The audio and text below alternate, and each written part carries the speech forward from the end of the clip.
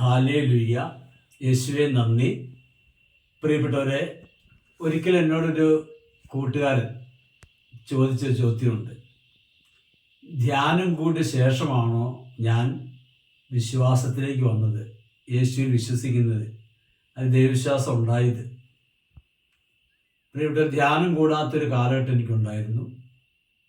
അന്നൊരു കത്തോലിക്ക കുടുംബത്തിൽ ജനിച്ചെങ്കിലും ഒരു കത്തോലിക്ക കുടുംബത്തിലുള്ളതുപോലെ പ്രാർത്ഥനയോ പള്ളിയിൽ പോക്കോ കുദാശകളൊന്നും ഇല്ലാത്തൊരു കാലഘട്ടം ഉണ്ടായിരുന്നു.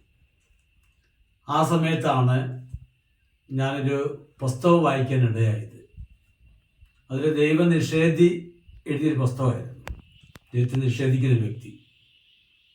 ആ വ്യക്തിയുടെ ജീവിതത്തിൽ ദൈവമില്ല എന്നുള്ള പഠനങ്ങളാണ് പുസ്തകത്തിലുണ്ടായിരുന്നത്, എഴുതിയത്. അപ്പോൾ അത് വായിച്ചതോടുകൂടി കുറച്ചും കൂടെ ദൈവം ഇല്ല എന്നൊരു ചിന്തയിലേക്ക് വന്നു. ദൈവവിശ്വാസം ഇല്ലാത്തൊരവസ്ഥ കൂടി വന്നു. പക്ഷെ എന്നാലും ഉള്ളിൻ്റെ ഉള്ളിൽ എവിടെയെങ്കിലും കാണുമായിരിക്കും ദൈവവിശ്വാസം, അത് അറിയത്തില്ല. അങ്ങനെ ഇരിക്കുന്ന സമയത്ത് ഒരിക്കൽ ഞാൻ പഠിച്ച സ്കൂൾ ഗ്രൗണ്ടിൽ ഒരു സന്ധ്യയായിട്ടുണ്ട്. ആ സമയത്ത് ഞാൻ പോയി കിടക്കുന്നു, സ്കൂൾ ഗ്രൗണ്ടിൽ കിടക്കുന്നു. ഒരു ബീഡിയൊക്കെ വലിക്കുന്ന കാലഘട്ടമാണ്. അപ്പോൾ ഒരു ബീഡിയൊക്കെ വലിച്ച് പുകയൊക്കെ വിട്ടിങ്ങനെ ആകാശത്തേക്ക് നോക്കി കിടക്കുക. അപ്പം അങ്ങനെ കിടക്കുമ്പോൾ ദൈവത്തെപ്പറ്റി ചിന്തിച്ചാണ് കിടക്കുന്നത്. ആ സമയത്ത് എൻ്റെ മനസ്സിലേക്ക് സ്കൂളിൽ പഠിച്ച ചില കാര്യങ്ങൾ ഓർമ്മ വന്നു. ഞാൻ ആദ്യം എൻ്റെ മനസ്സിലേക്ക് ഓർമ്മ വന്നത് ഭൂമിയെ പറ്റിയാണ്. ഭൂമി ഒരു പ്രാവശ്യം ചുറ്റി വരുന്നതിന് 24 മണിക്കൂർ വേണം എന്നാണ് നമ്മൾ പഠിച്ചിരിക്കുന്നത്. അപ്പോൾ ആ രാവും പകലും ഉണ്ടാകുക. പിന്നെ ഭൂമി ഒന്ന് കറങ്ങി വരണമെങ്കിൽ 24 മണിക്കൂർ.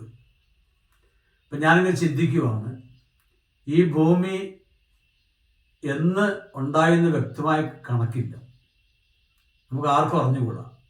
പക്ഷെ എന്താണെങ്കിലും ആ ഉണ്ടായ അന്ന് മുതൽ ഇപ്പോൾ ഈ സമയം വരെയും ഇതിങ്ങനെ കറങ്ങിക്കൊണ്ടിരിക്കുകയാണ്. ഈ സമയത്തിനൊരു മാറ്റം വന്നിട്ടില്ല. ഈ 24 മണിക്കൂറാണ്. ഇനി ഭൂമി അല്പം സ്പീഡിൽ കറങ്ങിയാൽ ഇത് ആർക്ക് നിയന്ത്രിക്കാൻ പറ്റും? ഇനി ഭൂമിയുടെ കറക്കദേശം കുറഞ്ഞു പോയാൽ ആർക്കിത് കൂട്ടിവെക്കാൻ പറ്റും? ക്ലോക്കല്ലല്ലോ നമ്മളെ കൂടെ തിരിച്ചു വയ്ക്കാൻ പറ്റുന്നതല്ലോ. അതെൻ്റെ മനസ്സിൽ ഇങ്ങനെ കുറേ നേരം ചിന്ത വന്നു. ഇവിടെ അതിനുശേഷം നമുക്കറിയാം 9 ഗ്രഹങ്ങൾ കൂടുന്നതാണ് സൗരയൂഥം, നമ്മൾ പഠിക്കുന്നുണ്ട്. ഈ സൗരയൂഥത്തിൽ 9 ഗ്രഹങ്ങളുണ്ട്. ആ ഗ്രഹങ്ങൾക്ക് ഒരു നിശ്ചിത അകലമുണ്ട്. ഒരു നിശ്ചിത മാർഗത്തിൽ അതിൻ്റേതായ സഞ്ചാരപഥത്തിലാണ് സഞ്ചരിച്ചുകൊണ്ടിരിക്കുക, കറങ്ങിക്കൊണ്ടിരിക്കുക. ഏതെങ്കിലും സഞ്ചാരപഥത്തിൽ മാറ്റം വന്നാൽ ഒരു ഗ്രഹം മാറിയാൽ കൂട്ടിയിടി നടക്കും. അങ്ങനെ മൊത്തം നശിക്കും ലോകം മുഴുവനും. ഇതൊക്കെ നമ്മൾ പഠിച്ച കാര്യങ്ങളാണ്. അങ്ങനെയെങ്കിൽ എന്ന് ഈ സൗരയൂഥം ഉണ്ടായെന്നോ 9 ഗ്രഹങ്ങളുണ്ടെന്നോ നമുക്കറിയത്തില്ല, കണക്കൊന്നും അറിയത്തില്ല. പക്ഷെ എന്താണേലും ആ ഉണ്ടായ അന്ന് മുതൽ ഈ സമയം വരെയും അതെല്ലാം കറങ്ങിക്കൊണ്ടിരിക്കുകയാണ്. അതിൻ്റെതായ സഞ്ചാരപഥത്തിലൂടെ അത് കറങ്ങുന്നു. അങ്ങോട്ടും ഇങ്ങോട്ടും മാറ്റമില്ല, മാറിയാൽ തകരും. ഇപ്പോൾ ഇതെല്ലാം എൻ്റെ മനസ്സിലൂടെ കടന്നു വന്നപ്പോൾ ഞാനിങ്ങനെ ചിന്തിക്കാൻ തുടങ്ങി, ഇതൊരു മനുഷ്യനെ കൊണ്ട് നിയന്ത്രിക്കാൻ പറ്റുന്നതല്ല. അപ്പോൾ ഇതിൻ്റെ പിന്നിൽ ഒരു കരമുണ്ട്, ഒരു ശക്തിയുണ്ടെന്ന് ഞാൻ വിശ്വസിച്ചു. അതാണ് സത്യത്തിൽ എന്നെ ദൈവവിശ്വാസത്തിലേക്ക് അടുപ്പിച്ചത്. ഹല്ലേലൂയ, യേശുവേ നന്ദി. അങ്ങനെയൊക്കെ ഞാൻ ഒരിക്കൽ പ്രഭാഷകന്റെ പുസ്തകം വായിക്കുമ്പോൾ മനോഹരമായൊരു വചനം എൻ്റെ കണ്ണിൽ പെട്ടു. അത് പ്രഭാഷകന്റെ പുസ്തകം 43-ാം അധ്യായത്തിലെ 26-ാമത്തെ വചനം ഞാൻ വായിക്കുന്നത്. അവിടുത്തെ വചനത്താൽ എല്ലാം നിശ്ചിത മാർഗത്തിൽ ചരിക്കുന്നു. Hallelujah, hallelujah. ദൈവവചനത്തിൻ്റെ അനന്തശക്തിയിൽ ഈ ഭൂമിയും മറ്റ് ആകാശഗോളങ്ങൾ, സൗരയൂഥ ഗോളങ്ങളെല്ലാം ഇതാ പറയുന്നു, അവിടുത്തെ വചനത്താൽ നിശ്ചിത മാർഗത്തിൽ ചരിക്കുന്നു. അതെ, അതിന് നിശ്ചിത അകലമുണ്ട്, അതിന് സമയമുണ്ട്. അങ്ങനെയാണ് അതെല്ലാം ചരിച്ചുകൊണ്ടിരിക്കുന്നത്. വീണ്ടും ഈ 43:10 പ്രഭാഷകൻ 43:10 പറയുന്ന വചനോടെയുണ്ട്, പരിശുദ്ധന്റെ കൽപ്പനയാൽ അവ യഥാസ്ഥാനം നിലകൊള്ളുന്നു. കണ്ടോ, അങ്ങോട്ടും ഇങ്ങോട്ടും മാറ്റമില്ലാതെ കൂട്ടിയിടി നടക്കാതെ അത് പരിശുദ്ധന്റെ കൽപ്പനയാൽ അത് നിലകൊള്ളുകയാണ്. പ്രിയപ്പെട്ടവർ, ഇത് എത്രയോ നൂറ്റാണ്ടുകൾക്ക് മുമ്പ് എഴുതപ്പെട്ടതാണ് ഈ വചനം. അപ്പോൾ പ്രപഞ്ചത്തിൻ്റെ മുഴുവനും നാഥനാണ് ദൈവം, പ്രപഞ്ചത്തിൻ്റെ സൃഷ്ടാവാണ് ദൈവം എന്നുള്ള സത്യം ഞാൻ അനുഭവിച്ചറിഞ്ഞു. പ്രത്യേകിച്ച് ധ്യാനം കൂടിയപ്പോഴാണ്, ധ്യാനം കൂടുന്നതിന് മുമ്പ് തന്നെ ഈ പ്രപഞ്ചത്തെപ്പറ്റി ദൈവം എന്നെ ചിന്തിപ്പിച്ചു, ഭൂമിയെപ്പറ്റിയും ഈ സൗരയൂഥം എൻ്റെ ഗ്രഹങ്ങളെപ്പറ്റിയൊക്കെ. അപ്പം തന്നെ എൻ്റെ ഉള്ളിൽ ദൈവവിശ്വാസം ഉണ്ടായി.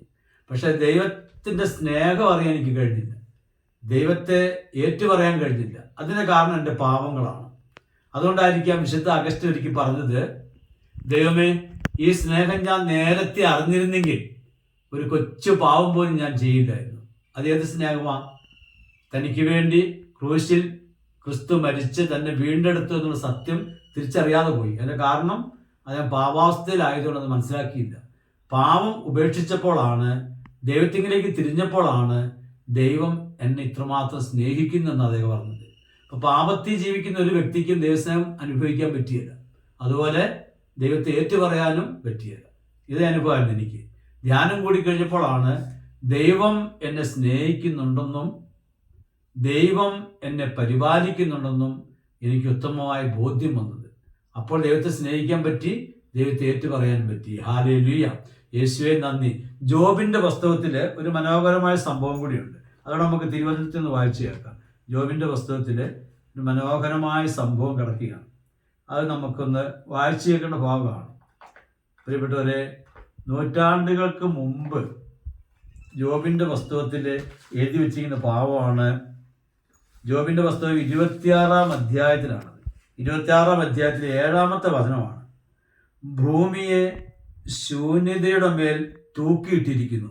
അപ്പം ഈ ഭൂമി എങ്ങും തൊടാതെ കിടക്കുന്ന ഒരു ഗോളമാണെന്ന് നമുക്കറിയാം. അത് കറങ്ങിക്കൊണ്ടിരിക്കാൻ നമുക്കറിയാം. എന്താ ബൈബിൾ പറഞ്ഞു കേട്ടോ, അത് ശൂന്യതയുടെ മേൽ ഭൂമി തൂക്കിയിട്ടിരിക്കുകയാണ്, എങ്ങും തൊടാതെ കിടക്കുന്ന ഗോളമാണ്. ഇങ്ങനെ ചില ബൈബിൾ ഭാഗങ്ങളെല്ലാം കണ്ടെത്തിയപ്പോൾ ഈ പ്രപഞ്ചത്തിൻ്റെയും ഇതിൻ്റെ എല്ലാ സൃഷ്ടിതാവും ഇതിനെല്ലാം പരിപാലിക്കുന്നതും ദൈവമാണെന്നുള്ള ആ സത്യം ഞാൻ തിരിച്ചറിഞ്ഞു. ഹല്ലേലൂയ, യേശുവേ നന്ദി. നമുക്കറിയാമല്ലോ, ഈ പ്രകൃതിയിലേക്ക് നോക്കി നമുക്കറിയാൻ സാധിക്കും, ഇവിടെയുള്ള ചില ഉൽപ്പന്നങ്ങൾ, നമ്മൾ ഉൽപ്പാദിപ്പിക്കുന്ന ചില സാധനങ്ങൾ വേറെ സ്ഥലത്തുണ്ടാകുകയില്ല. അതുകൊണ്ടാണല്ലോ നമുക്കിത് കയറ്റി അയക്കാൻ പറ്റുന്നത്. അതുപോലെ അറബി നാടുകളൊക്കെ എണ്ണയുണ്ടെന്ന് നമുക്കറിയാം. ആ എണ്ണ എല്ലാ രാജ്യങ്ങളും ഉണ്ടെങ്കിൽ അവരെങ്ങനെ നിലനിൽക്കും? ഇപ്പോൾ ഒരു രാജ്യത്തുള്ളത് വേറെ രാജ്യത്തില്ല. അത് രാജ്യങ്ങളുടെ നിലനിൽപ്പിന് വേണ്ടിയാണ്. ഇപ്പോൾ ഈ ഭൂമിയിൽ തണുപ്പ്, മഞ്ഞ്, ചൂട്, മഴ, വെയിൽ ഇതെല്ലാം ചേരുന്നതാണ് പ്രകൃതിയിൽ.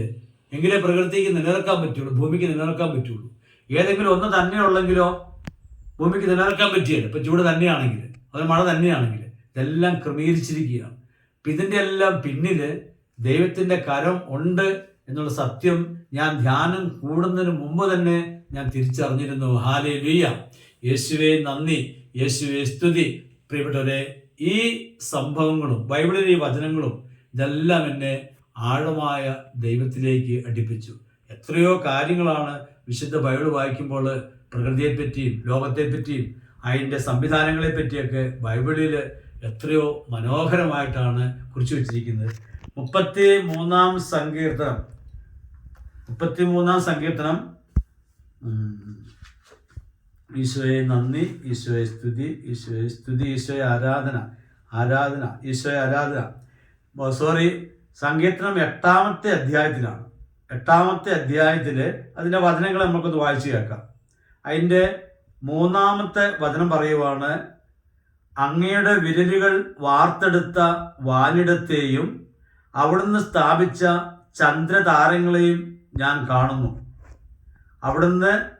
അവിടുത്തെ വിരലുകളാൽ വാർത്തെടുത്ത വാനിടത്തെയും അവിടുന്ന് സ്ഥാപിച്ച ചന്ദ്രതാരങ്ങളെയും ഞാൻ കാണുന്നു.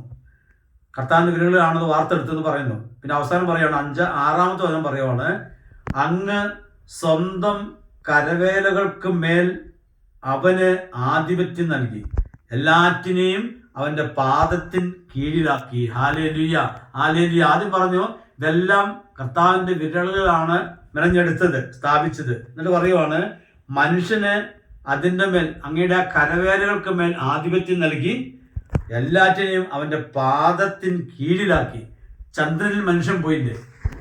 നോക്കിക്കേ, ഈ വചനം പറഞ്ഞു കേട്ടോ, ചന്ദ്രതാരങ്ങളെ വാർത്തെടുത്ത് ദൈവത്തിന്റെ വിരലുകളാണ്. എന്നിട്ട് പറയുവാണ്, അതിനെല്ലാം അവന്റെ പാദത്തിന് അടിയിലാക്കി ദൈവം. ആദ്യമായി ചന്ദ്രനിൽ കാലുകുത്തിയ അവരും ദൈവത്തെ സ്തുതിച്ചെന്നാ പറയുന്നത്. കാരണം ഈ വചനമാണ് അവിടെ പൂർത്തീകരിക്കപ്പെട്ടത്. ഹല്ലേലൂയ, ഹല്ലേലൂയ, യേശുവേ നന്ദി, യേശുവേ സ്തുതി. പ്രിയപ്പെട്ടവരെ, അങ്ങനെ എത്രയോ സംഭവങ്ങളാണ് ബൈബിളിലെ പ്രകൃതിയെപ്പറ്റി, ദൈവത്തിന്റെ പരിപാലനയെ പറ്റി ഒക്കെ വിവരിച്ചിരിക്കുന്നത്. അപ്പോൾ ഞാൻ ആ സഹോദരനോട് പറഞ്ഞു, എൻ്റെ ഉള്ളിൽ ദൈവവിശ്വാസം ഉണ്ടായത് ധ്യാനം കൂടിയപ്പോൾ അല്ല, പിന്നെയോ അത് ഈ പ്രപഞ്ചത്തിലേക്ക് തന്നെ നോക്കി, അതിൻ്റെ സംവിധാനങ്ങളിലേക്ക് നോക്കി അത് മനസ്സിലാക്കാനുള്ള വിവേകം ദൈവം എനിക്ക് നൽകിയതുകൊണ്ടാണ്. പ്രപഞ്ചത്തിൻ്റെയും അതിൻ്റെ സംവിധാനങ്ങളെപ്പറ്റി ഒരല്പം ചിന്തിച്ചാൽ ഓരോ മനുഷ്യനും ദൈവത്തെ നിഷേധിക്കാൻ പറ്റിയല്ല. മനുഷ്യന് അപ്രാപ്യമാണ്. മനുഷ്യൻ്റെ അടുത്ത് ചെല്ലാൻ പറ്റാത്ത എത്രയോ അത്ഭുതങ്ങളാണ് പ്രപഞ്ചത്തിലുള്ളത്. അതിൻ്റെ 7 അയലോക്കത്ത് ഒരു മനുഷ്യൻ എത്താൻ പറ്റിയില്ല.